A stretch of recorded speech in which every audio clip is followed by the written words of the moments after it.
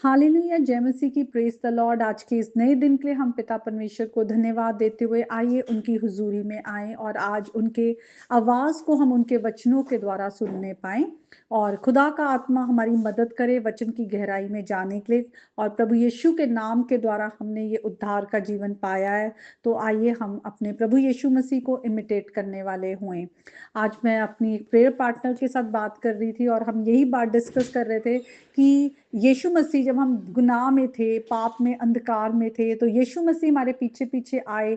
वो आसमान को छोड़कर वो जमीन पर हमारे लिए आए, हमारे लिए उन्होंने अपनी जान दी, हमें किस तरह से बचाया।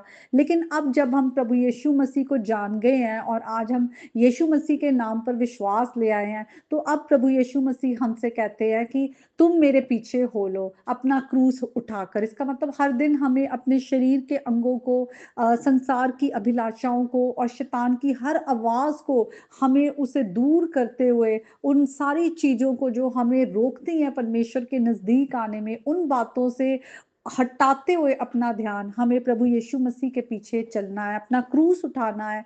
हम यीशु मसीह के आज चेले हैं। हम यीशु मसीह के नाम को हमें इस संसार में हमें बताना है कि यीशु मसीह संसार के उद्धार करता है। तो एक समय जब यीशु मसीह हमारे पीछे आते, हमें बचाते, लेकिन अब हम यीशु मसीह के पीछे जाते हैं क्योंकि वो हमारा अच्छा चरवाहा है जो हमें धार्मिकता के मार्ग पर लेकर चलते हैं। तो आइए हम आज के वचन में आएंगे और आज के वचन को पढ़ेंगे। आज का वचन जो है फिलिपियों की पत्री उसके 3rd चैप्टर से है और हम यहाँ पर देखते हैं कि यीशु मसीह के बारे में जो पौलुस यहाँ पर लिखते हैं कि हम सिर्फ और सिर्फ विश्वास के द्वारा प्रभु यीशु मसीह में, हमारी जो धार्मिकता है वो सिर्फ विश्वास के द्वारा है। और उन सारी रॉन्ग टीचिंग्स को जो कि वहाँ चर्चेस में फैल रही थी कि प्रभु में आने के लिए, यीशु मसीह में आने के लिए यहूदी बनना, जो गैर जातियां हैं उन्हें यहूदी बनना बहुत जरूरी है, उन्हें पहले खतना उनका होना जरूरी है। और इन सब बातों को जो है वो गलत कहते हुए वो कहते हैं कि हमें इन सब चीजों की जरूरत नहीं है। यीशु मसीह ने ऑलरेडी हमारे लिए वो जो धार्मिकता है उसको पूरा कर दिया है और हमारे लिए क्या जरूरी है, और वो इन्हीं बातों को लिखते हैं। हम 1 से लेकर 10 आयत तक देखेंगे और हम कुछ आयतों को पढ़ेंगे। वो कहते हैं कि ऐसे लोगों से तुम चौकस रहो और उन बुरे काम करने वालों से भी चौकस रहो। ऐसे लोगों से जो इस तरह की गलत शिक्षा को जो प्रचार करते हैं कि प्रभु में आने के लिए यहूदी बनना, उन उन व्यवस्था को पूरा करना, उन ट्रेडिशंस को प्रैक्टिस करना जरूरी है। और फिर वो कहते हैं क्योंकि खतना वाले तो हम ही हैं जो परमेश्वर के आत्मा की अगुवाई से उपासना करते हैं और मसीह यीशु पर घमंड करते हैं और शरीर पर भरोसा नहीं रखते। पर मैं तो शरीर पर भी भरोसा रख सकता हूं। यदि किसी और को शरीर पर भरोसा रखने का विचार हो तो मैं उससे भी बढ़कर रख सकता हूं। तो यहाँ पे वो कह रहे हैं कि जो खतना है वो जरूरी नहीं है। वो कह रहे हैं कि अगर शरीर की बातों पर ही भरोसा करना है तो मेरे पास ज्यादा रीजंस हैं। लेकिन वो कहते हैं कि हम खतना होते हुए भी, खतना वाले होते हुए भी, क्योंकि वो यहूदी भी है, तो वो कह रहे हैं हम परमेश्वर के आत्मा की अगुवाई से उपासना करते। इसका मतलब आज परमेश्वर को वो आराधक चाहिए जो आत्मा और सच्चाई से परमेश्वर की उपासना करते हैं।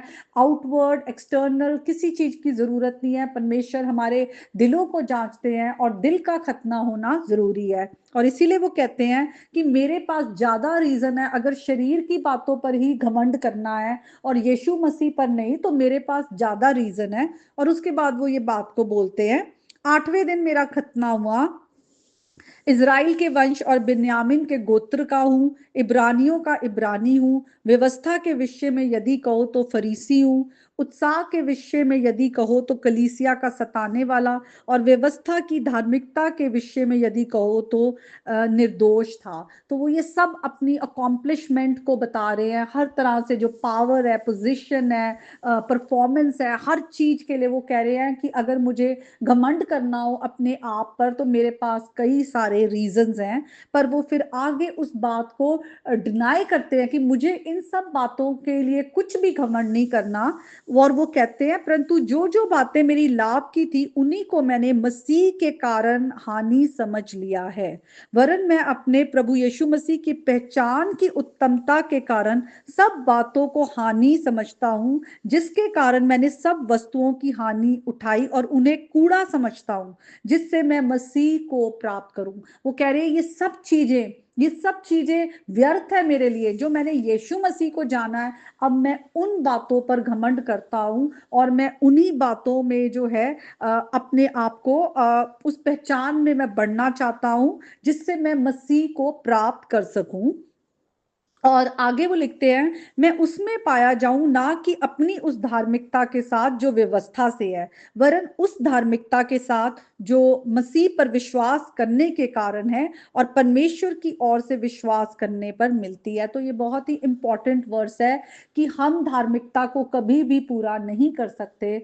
हम जो गुनाह के कारण परमेश्वर से दूर थे, मरे हुए थे, लेकिन प्रभु यीशु मसीह में खुदा ने हमें जिलाया है और हमें प्रभु यीशु मसीह की धार्मिकता दी है। यीशु मसीह है जिन्होंने हमारे लिए धार्मिकता को पूरा किया इस संसार में आकर, और हमारे लिए जो है उन्होंने क्रूस पर अपनी जान देकर हमें पाप से बचाया है। हमारा जो पार्ट वो ये है कि हम विश्वास करें यीशु मसीह की धार्मिकता पर, यीशु मसीह के बहाए गए लहू पर, जिसके द्वारा हमें माफी मिलती है। और लिखा है ये विश्वास जो है ये परमेश्वर की ओर से, परमेश्वर जो है अपने पवित्र आत्मा के द्वारा हमारे हार्ट्स को रीजनरेट करते हैं कि हम परमेश्वर की आवाज को हम रिस्पॉन्ड कर पाए। हमें प्रभु के आगे आना है, अपने आप को हलीम करना है। और जिस तरह से पौलुस कहते हैं कि मेरे लिए ये ज्यादा जरूरी है, क्योंकि ये सब चीजें जो है ये नाशवान है, इस पर मैं घमंड कर ही नहीं सकता, क्योंकि मैं अपनी धार्मिकता के कारण नहीं बचाया गया हूं, पर यीशु मसीह ने मुझे बचाया। वो बताते हैं कि मेरी जिंदगी कैसी थी। अगर संसार की रीति से देखे तो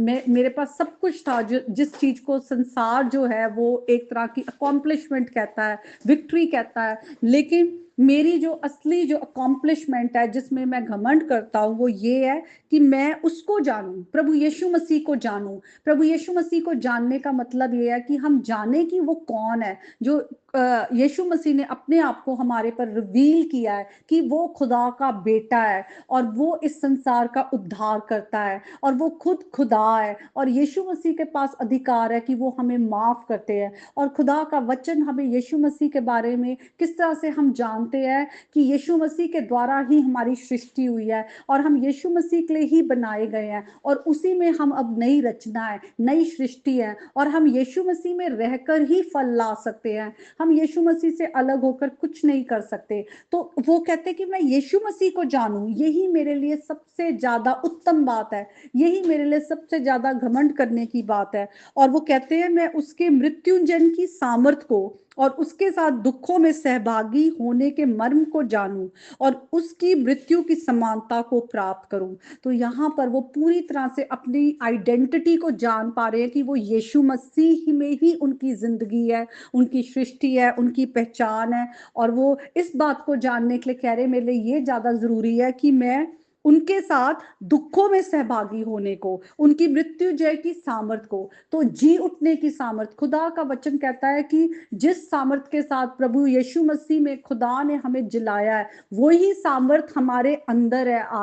आज हमारे अंदर खुदा का पवित्र आत्मा है। हमें इसको जानना है कि आज खुदा के पवित्र आत्मा के द्वारा आज हम कितने सामर्थी है। आज पवित्र आत्मा के द्वारा हम अपने गुनाहों पर जो है हम ओवर कम कर पाते हैं। आज अपने हर डर पर हम जो है विक्टोरियस हो पाते हैं। आज प्रभु यीशु मसीह का सामर्थ है जो हमें हर हमारे जो हम एक पाप के फंदे में फंसे होते हैं, हम उस पैटर्न में से निकल नहीं पाते, लेकिन ये जी उठने की सामर्थ है जो हमारे अंदर है, वो हम पर जो है पाप हम पर किसी भी तरह से प्रभुता नहीं कर पाता, क्योंकि आज प्रभु का अनुग्रह जो है वो हमारे साथ है। ये हमारे लिए भी आज पौलुस की तरह ये सबसे जरूरी बात है कि हम प्रभु यीशु मसीह को जाने, उनके जी उठने की सामर्थ को जाने। और ये जी उठने की सामर्थ खुदा का आत्मा ही है जो हमें, जब हम दुखों में भी अपने आप को अपने प्रभु के साथ आइडेंटिफाई कर पाते हैं और हम दुखों में भी, क्लेशों में भी आनंदित हो पाते हैं, उस जो फ्यूचर रेज़रेक्शन का हमारे पास वो आशा है, वो होप है और हम जो है उस जैसे पौलुस कहते हैं उसकी मृत्यु की समानता को प्राप्त करूँ। हम भी प्रभु यीशु मसीह के साथ अपनी उस पहचान को पाते हैं क्योंकि हम आज दुःख उठा रहे हैं तो उसके साथ जिलाए भी जाएँगे। आमीन।